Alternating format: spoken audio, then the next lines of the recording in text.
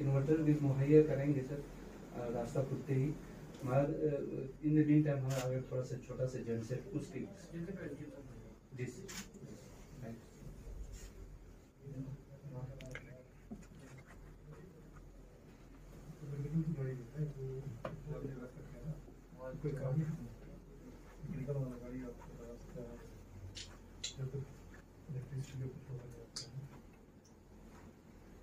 अच्छा, अब जो वहाँ से जो सैम्पलिंग हो जाएगा जो पैसेंजर्स आएंगे, एक तो ये क्लियरिफिकेशन देना पड़ेगा है थोड़ा सा लोगों में कंफ्यूजन जो कल मेरे पास बार बार लोग पूछने आ रहे थे, क्योंकि हम लोगों ने कहा है कि जो भी लोग वहाँ से आएंगे उनका RT-PCR रिपोर्ट के बगैर हम अलाउ नहीं करेंगे। जी सर, है ना जी जी सर। उसमें क्या है, लेबर्स प्लस ट्रैवलर्स।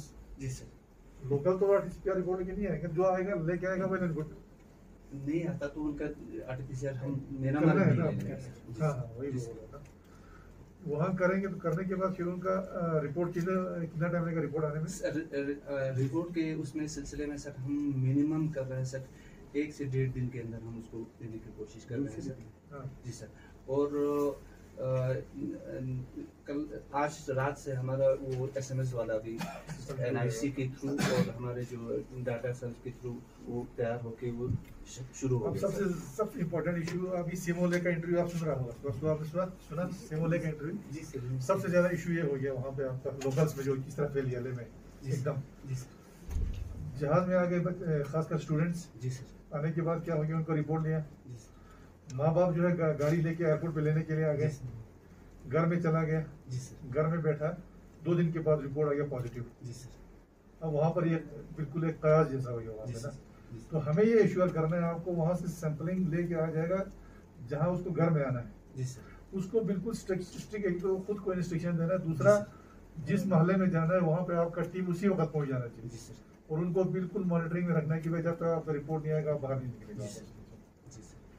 ले में जो लोकल्स में हो गया, अभी मैं सुबह इंटरव्यू सुन रहा था सेमोले का, उसी से हो गया, वो आपको एश्योर करना पड़ेगा सर। उसके लिए हम एक जिस तरह से लास्ट ईयर काफी हद तक वो सक्सेस रहा है, वही 1-2 बंदों को हम स्क्रीनिंग पॉइंट्स पे एक्स्ट्रा हम रखेंगे जो उनको अवेयर करेंगे और उनको कहेंगे कि यहाँ से जाने के बाद आप अपने घर वालों से नहीं मिलेंगे, आप अपने एक अलग कमरे में जब तक रिपोर्ट नहीं है कंटीन्यूअस अनाउंसमेंट सिस्टम लगा वहीं पे सर, वहीं पे बेहतर है।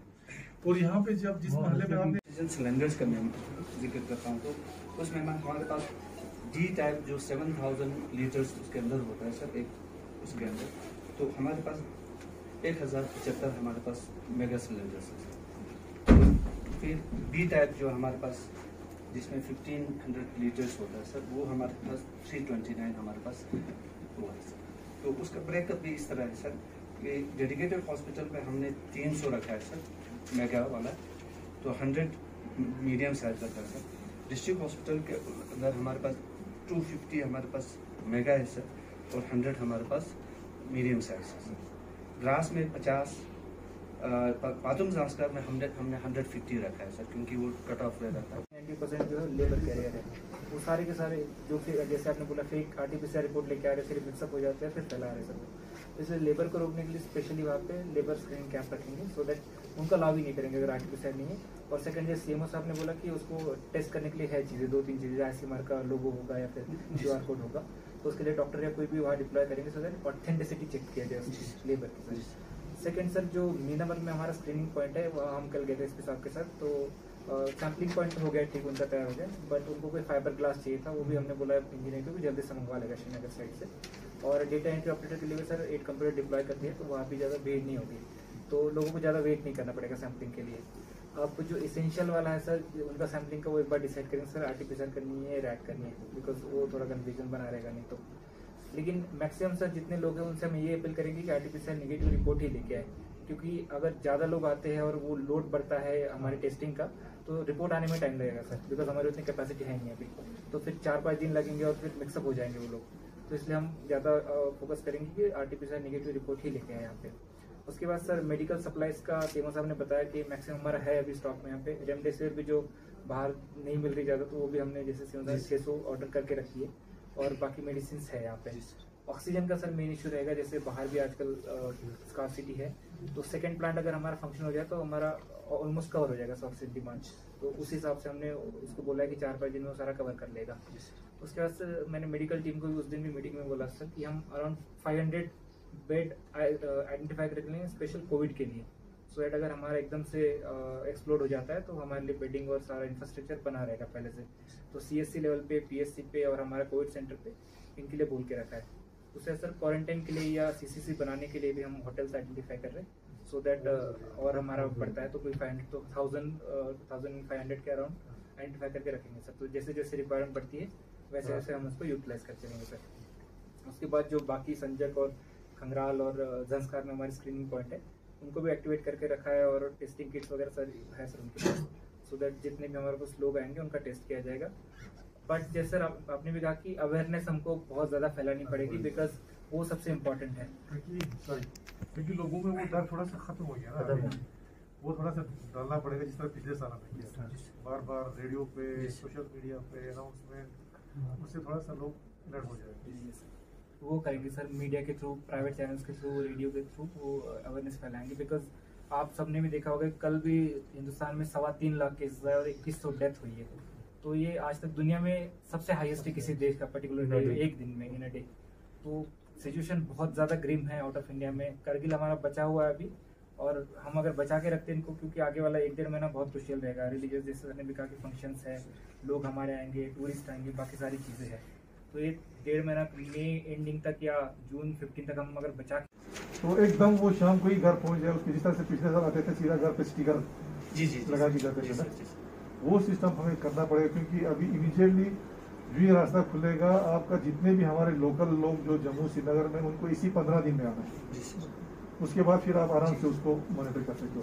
इस 15 दिन में आपका सारा फ्लो उसी दिन आ जाएगा जैसे पिछले साल आया। वरना फिर ये लोग प्रथम बाजार भी जाएंगे, उधर भी जाएंगे, रिश्तेदारों से भी मिलेंगे, फिर कितने को आप ट्रेस करेंगे। वैसे भी इससे दूर पहले विदेश लेवल सर्विलेंस कमेटी हमने तैयार की है सर, और उसके अलावा भी एक रैपिड रिस्पांस टीम हर एक ब्लॉक में रखा है सर। तो उनको ये इतला जाएगा, तो PMO को भी इतला जाएगा, तो उसी वक्त ही उनको कहेगा कि अपने सर्विलेंस टीम को कहेगा कि ये बंदे आपके उसमें आए। वैसे भी जो ऐप है सर, हमारा जो दूसरा ऐप, हर सर्विलेंस टीम के जो टीम लीडर है उनको कहेंगे कि हर 15-20 मिनट के बाद, आधे घंटे के बाद उसको चेक करके देखिए अपने गांव में क्या कौन कौन आए, तो अकॉर्डिंग वो आइसोलेट कर पाएंगे। दूसरा हो गया जो हमारे लेबर्स जो ऑलरेडी रिपोर्ट लेके आएंगे रिपोर्ट, सपोज उसके पास नेगेटिव रिपोर्ट होगा, उसके बाद वो आएगा, करगिल में एंटर होगा, उसके बाद उसके लिए क्वारंटाइन जरूरी है कि नहीं? उनका अपना सिस्टम है सर, 14 डेज का रखेंगे उनको। यानी हमारे लोकल जो कॉन्ट्रैक्टर्स उनको ही बोला है सर, जैसे NHIDC को 700 लोग, हमारे ठेकेदार यूनियन को पता नहीं होता इनको। हाँ, इनको लोकल वालों करना है। कल मेरे पास आए थे, वो बोल रहे थे क्या जिना रिपोर्ट आना है वहाँ से हम ये करेंगे। मैंने कहा कुछ नहीं होगा, लोकल ठेकेदार कुछ भी हो, सबके लिए एक होगा। उनको भी कॉन्ट्रैक्टर्स यूनियन के प्रेसिडेंट को बुला के ना आपको उसको बोलना पड़ेगा। उनको भी मुझे बोलना है कि भाई आपको जब अगर आपके पास रिपोर्ट होगा भी तो तब भी आपको क्वारंटाइन आपको करना पड़ेगा कुछ दिन के लिए, ये आपको उनको जरूर बोलना पड़ेगा। बाकी जो लोकल कॉन्ट्रैक्टर्स यूनियन है ना हमारे करगिल का, ये बहुत जरूरी है आपको, क्योंकि वो उस कन्फ्यूजन में है कि ये ग्रिड के लिए है या बैगन के लिए, हमारे ये सब के लिए रखा हुआ है सर। जो अभी जो आने वाले हैं उनके लिए तो यही है, जो आ चुके हैं यहाँ पे लेबर्स, तो उनके लिए भी है कि उन्हें भी हमारे साथ रजिस्टर करना है, और ये अपना नेगेटिव RT-PCR रिपोर्ट लाके फिर हम उसको एक कार्ड इशू करेंगे। तो उस हिसाब से हम जब कोई सर्विलेंस टीम जाएगा तो उन्हें पता भी चलेगा कि लेबर ये उनके पास रिपोर्ट है या नहीं। सर यहाँ पे मेरा एक 4 ईयर चल रहा है सर, वहाँ मतलब वेल एस्टेब्लिश्ड है। हमने ड्यूटी भी लगाया सर, और रोस्टर पे लगाया सर। 10-10 दिन के बच्चे जो होते हैं sir, day roster, night roster. बाकी जो DC से अपने यहाँ से टीम भेजा था सर, सपोर्टिंग टीम, उसको हमने डिप्लॉय किया है सर। शरगोल में भी किया है, चिकन में भी किया सर, सब अपने अपने काम पर लगे हैं सर। बाकी मैंने ऑफिसरों के साथ अपने और PRI मेंबर जो लंबरदार के साथ मैंने मीटिंग किया था सर। उनको मैंने बिल्कुल इंस्ट्रक्शन दिया है सर कि वो अवेयर करें लोगों को। बाकी हमारे यहाँ बिल्कुल वेल एस्टेब्लिश है सर। सर्विलेंस में आपने PRI मेंबर को इंक्लूड किया? सर PRI मेंबर और लंबरदार को हमने इंक्लूड किया सर हमारी टीम में। बाकी हमारा स्क्रीनिंग पॉइंट पे जनवरी, फरवरी और मार्च, अप्रैल टिल डेट 10,812 के करीब स्क्रीन हुआ है सर। और वहाँ RT-PCR और RAT टेस्ट होता है सर। हाँ सर, संजब और ये खाना दोनों। और एक रिक्वेस्ट है सर, SP साहब से मैंने रिक्वेस्ट किया था सर, संजय स्क्रीनिंग पॉइंट पे हमें पुलिस चाहिए सर, क्योंकि हमारे चिकन चौकी के अंदर पड़ता है सर। ये चिकन चौकी में मैन पावर की कमी है सर। मेन पावर भी है सर, को 2 ही बच्चे लगते हैं, तो चिकन चौकी पूरी ही संजय स्क्रीनिंग पॉइंट पे जाएगी। अब बेसिकली प्रॉब्लम ये हुई है सर, वहाँ ना मजिस्ट्रेट जाता था ना पुलिस जाती थी, क्योंकि दूर है, मॉनिटरिंग हो नहीं रही थी, तो गाड़ियाँ कुछ भाग गई। तो उसके बाद ये बात उठने लगी सर, तो अब पुलिस तो मैंने वो सारी चौकी अफसर समेत दिन में तो आज वैसे भी रोज़ा को लंच भी करने की जरूरत नहीं, तो वो पूरी पुलिस विद गाड़ी वहाँ लगती है। पर मजिस्ट्रेट के लिए सब अभी रिसेंटली मैंने सर एक ड्यूटी मजिस्ट्रेट भी लगाया सर, संजय स्क्रीनिंग पॉइंट वहाँ नहीं था। और सर मैंने तकरीबन 9 ड्यूटी मजिस्ट्रेट लगाए सर हर विलेज में। पुलिस एक है सर, वो चिकन चौकी से हमने डाला सर, क्योंकि चिकन चौकी में मेन पावर की कमी है, तो हमें करगिल से परमानेंट 2 पुलिस वही है वो। अब वही बात है, अगर कुछ कहीं कुछ हो जाएगा फिर जाना पड़ेगा। वहाँ भी सबसे बेस्ट है सर फाटक लगाना, और वो कोई बड़ा मसला नहीं है, क्योंकि फाटक लगा गाड़ी उससे भाग ही नहीं सकती उसके बाद, तो वहाँ भी पुल है और आराम से। क्योंकि अगर पुलिस कम हो सर तो फिर लोग रुकते नहीं सर, लड़ाई करते हैं टीम के साथ, उनको मैनेज करने में प्रॉब्लम दो होती है। चाहिए ना, हमें चाहिए सर 2 पुलिस चाहिए सर परमानेंट, क्योंकि चिकन में मैन पावर की कमी सर ऑलरेडी। तो अभी चिकन की चौकी ऑफिसर ने 1 पुलिस डिप्लॉय किया है सर वहाँ। अब हमें चाहिए सर परमानेंट कोई 2 पुलिस चाहिए वहाँ। नहीं एक नहीं किया है, आप पता नहीं अभी एक है सर, एक है। आप देखा पूरी चौकी पूरी सर वहाँ बैठा नहीं सर, नहीं संजक में मैं आज ही पहुंचा हूँ, मैं कल भी पहुंचा हूँ संजक सर। 1 पुलिस लगाया सर, एक ही था सर। एक ही ले लो, मैंने जो 2 नहीं है सर, एक ही है। जी है 79 हमारे नॉन लोकल्स है सर। वो उसको फिर मैंने सर ब्लॉक वाइज ब्रेकअप भी किया हुआ है सर। तो करगिल ब्लॉक में अभी कोई नॉन लोकल नहीं है सर, तो 57 है वहाँ पे नॉन लोकल ही है। तो शरगोल ब्लॉक में सर हमारे 3 लोकल्स है और 5 हमारे नॉन लोकल्स है।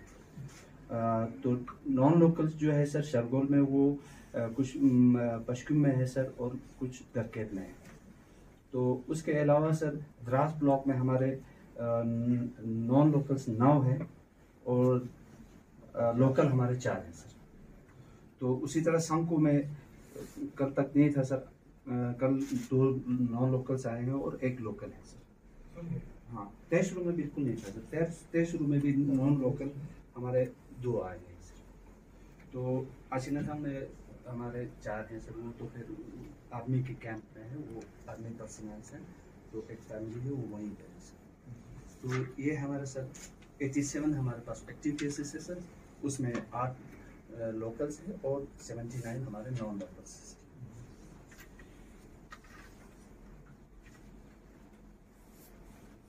तो रिगार्डिंग वैक्सीनेशन, कोविड वैक्सीनेशन, तो हमारे जो हेल्थ केयर वर्कर्स के जो फर्स्ट डोज 96% हमारे अभी अचीवमेंट है सर।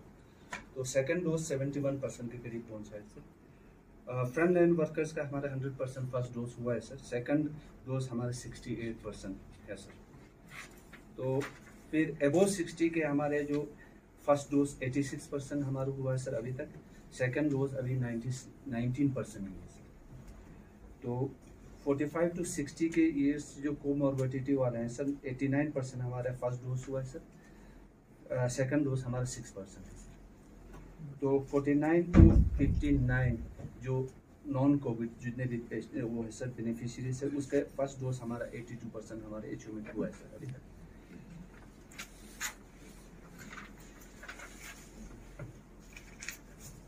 रिगार्डिंग ऑक्सीजन, तो ऑक्सीजन के लिए तो सबसे क्रुशियल है, तो इन सारे दिनों में हम सबको मिलके काम करना है। स्पेशली जो ग्राउंड लेवल पे लोग काम करते हैं, हमारे आंगनबाड़ी वर्कर्स या जो एसडीएम्स ने टीम बनाई है सर्वेलेंस की, सरपंच नंबरदार इनको इन्वॉल्व करो, उनकी रिस्पॉन्सिबिलिटी फिक्स करो कि आपके गांव में आपके पंचायत में कोई आएगा तो आपकी रिस्पॉन्सिबिलिटी पूरी तरह से, सो दैट वो ओन करे उस चीज़ को। नहीं तो बस ऑर्डर पास करके या रिटर्न में ऑर्डर निकाल के फायदा नहीं होता, वो ग्राउंड पे दिखनी चाहिए लोग। तो इनसे अपील करनी है और उनको भागीदार बनाना है इस सारी चीज़ों में, सो दैट इन चीज़ों को हम कंट्रोल में रखें सारी चीज़ों को। और सर बाकी जो भी होगा आगे तो हम तैयारी है, और एडमिनिस्ट्रेशन की तरफ से आपकी तरफ से सारा सपोर्ट रहेगा सर। हेल्थ टीम हमारी कर रही है सर अच्छे से काम। So 240 तक ऑलमोस्ट हम इंक्रीज कर रहे हैं। So we are planning for 36 हमारे पास ICU बेड्स है, उसमें से कुछ हमें ये करने, अगर किस्मत के साथ है तो 50 बेडेड ICU तैयारी कर रहे हैं। तो उसके लिए मैकेनिकल इंजीनियर भी है, मैकेनिकल R&D एंड इलेक्ट्रिकल, उनकी कॉपरेशन चाहिए। पहले पिछले साल भी काफी रहा, तो इस साल भी चाहिए। पर एक क्रूशियल मीटिंग यहाँ पे किया है काउंसिल सेक्रेटरीट में, तो उस मीटिंग में कौन किस तरह के डिसीजंस अभी तक लिया है, खासकर कोविड-19 के चेन को ब्रेक करने के लिए? देखिए, अभी हम सब जानते हैं कि अभी हमारे डिस्ट्रिक्ट में आपका एज सच कोविड की केसेस बेशक हैं, हमारे पास कोई 87 एक्टिव केसेस हैं, जिसमें मोस्टली जो है हमारे लेबर्स हैं और कुछ लोकल्स भी हैं। जैसे कि हमें CMO साहब ने अभी इन्फॉर्म किया आपका मीटिंग में, तो मीटिंग का पर्पज़ ये था कि अभी चूंकि हमारा रोड ऑलरेडी कनेक्ट हो गया है, जोजिला खुल गया है, और हमें ये लगता है कि आने वाले 2-3 दिन में हमारा ट्रैफिक मूवमेंट जो है शुरू होगा, जिसमें फिर लोगों का आना जाना, जिसमें लेबर्स होंगे, ट्रैवलर्स होंगे, और हमारे अपने सारे लोग जो बाहर हैं उनका आना शुरू होगा। तो उस चीज़ को मद्देनज़र में रखते हुए एक प्रिपेयर्डनेस मीटिंग हमने लिया यहाँ पे, जितने भी हमारे कंसर्न डिपार्टमेंट्स हैं उनको लेके। तो उसमें मीटिंग में 2-4 चीज़ें बड़े मोटे मोटे निकल के आई। आपका एक तो मेन हमारा स्क्रीनिंग पॉइंट जो हमारा मीना बाग में है, उसको हम किस तरह से फुल प्रूफ एक स्क्रीनिंग पॉइंट हो ताकि वहाँ से कोई छूट के ना आ जाए आपका। उसके लिए हमने ये किया है कि वहाँ पे ऑलरेडी आप लोगों को मालूम है कि 8 पॉइंट्स वहाँ पे किए हैं फॉर सैम्पलिंग एंड स्क्रीनिंग। वहाँ पे ये एक इंफॉर्मेशन में आपके ज़रिए पब्लिक को ये देना चाहूँगा, थोड़ा सा कन्फ्यूजन है लोगों में, वो ये है कि जितने भी हमारे नॉन लोकल्स जो आएंगे आपका, इंक्लूडिंग लेबर्स हो, ट्रैवलर्स हो, उनको RT-PCR रिपोर्ट लेके आना होगा। अगर उनके पास RT-PCR रिपोर्ट नहीं होगा तो उनको वापस किया जाएगा उनके मेड के ज़रिए या कॉन्ट्रैक्टर के ज़रिए। अब रहा हमारे लोकल जो लोग वहाँ से आने वाले हैं, हमारे स्टूडेंट्स होंगे, हमारे जो लोग सर्दियों में वहाँ गए हैं, उनके लिए अगर वो RT-PCR रिपोर्ट लेके आते हैं तो वेल एंड गुड, अच्छी बात है। अगर नहीं है तो उनका वहीं पे टेस्टिंग होगा, वहीं पे स्क्रीनिंग होगा। वहाँ पे टेस्ट होने के बाद उनको वहाँ बाज़ाब्ता इंस्ट्रक्शन दिया जाएगा कि आपको करना क्या है। करना ये है कि वो जो भी आ जाएंगे अपने घर में आइसोलेट रहेंगे, अलग थलग रहेंगे जब तक उनका रिपोर्ट नहीं आएगा। और उनका रिपोर्ट जो है बाज़ाब्ता, अभी उन्होंने सिस्टम शुरू किया हेल्थ डिपार्टमेंट ने, बाज़ाब्ता उनके मोबाइल पे आपका SMS आ जाएगा, तो विदिन 24 आवर या जब भी, तो तब तक के लिए आपको जो भी अपने घर में है, मेहरबानी करके अपने घर वालों से अलग रहना है जब तक उसका रिपोर्ट नहीं आएगा। तो ये एक चीज़ हम इस मीटिंग में आपका डिसीजन ये हुआ आपका स्क्रीनिंग पॉइंट को लेके। बाकी कोविड की जितने भी हमारे इंफ्रास्ट्रक्चर पॉइंट ऑफ व्यू से आपका ऑक्सीजन, मेनली हम जानते हैं कि इस जो कोविड-19 है उसमें सबसे ज़रूरी चीज़ वो ये होता है ऑक्सीजन सप्लाई। तो जो रिपोर्ट हमें CMO साहब ने दिया, तो इंशाल्लाह ऑक्सीजन सप्लाई की हमारे पास आज की डेट में कमी नहीं है। हमारे पास जो ऑक्सीजन सिलेंडर्स हैं वो अलग से हैं। एक ऑक्सीजन प्लांट हमारा ऑलरेडी काम कर रहा है, दूसरा हमारा विदिन 4-5 दिन में दूसरा भी हमारा तैयार होने वाला है। तो उस सिलसिले में भी हमें कोई कमी नहीं है। और हमें अभी इन्फॉर्म ये किया गया कि हमारे पास कोविड डेडिकेटेड हॉस्पिटल में कम से कम 225 बेड हम लगाएंगे फॉर दी कोविड पेशेंट्स, तो मुझे लगता है वो भी सफिशिएंट होगा। उसके अलावा हम जो कोविड केयर सेंटर्स भी खोलेंगे, जिसमें हमारे कुछ होटल्स को भी हायर किया जाएगा, अगर ज़रूरत पड़ने पर तो उनको वहाँ पर भी रखा जाएगा। तो ये सारी चीज़ें इसमें डिस्कशन होगी। खासकर लेबर के रिलेटेड हमने काफ़ी इंफॉर्मेशन भी लिया उनसे, लेबर के असिस्टेंट डायरेक्टर भी थे, और जितने भी उनके कॉन्ट्रैक्टर्स हैं, मेड्स हैं, उनको भी इन्फॉर्म कर दिया है इस सारे प्रोसेस के बारे में। उसके बाद हमारे सारे SDM साहिबान थे, उन्होंने भी अपने सब डिविजन्स में क्या तैयारी है उसको भी लेके उन्होंने इन्फॉर्मेशन यहाँ पे दिया। अब दूसरी चीज़, सबसे बड़ा इंपॉर्टेंट चीज़ इसमें ये निकल के आया है, हमारे जिन्होंने वहाँ पे वैक्सीन लिया सर, उनका भी यहाँ पे टेस्ट होगा सर? टेस्ट तो आपका वैक्सीन लिया हो या ना लिया हो, टेस्ट आपका सबका होगा। और जिनका भी अभी जिसने इसमें एक चीज़ है आपका जो एक गाइडलाइन आया है, जिसने डबल डोज पूरा डोज मुकम्मल किया होगा उसको बाज़ाब्ता एक सर्टिफिकेट मिलता है आपका। अगर वो सर्टिफिकेट अगर साथ होगा तो मेरे ख्याल में उनका टेस्ट नहीं होगा, लेकिन फिर भी ये कंफर्म करना पड़ेगा आपका। लेकिन अगर कोई एक ही डोज लेके आ रहा है वहां से, तो एक तो उनका टेस्ट भी होगा, दूसरा सेकंड डोज भी यहाँ पे उनको टाइम में लेना पड़ेगा।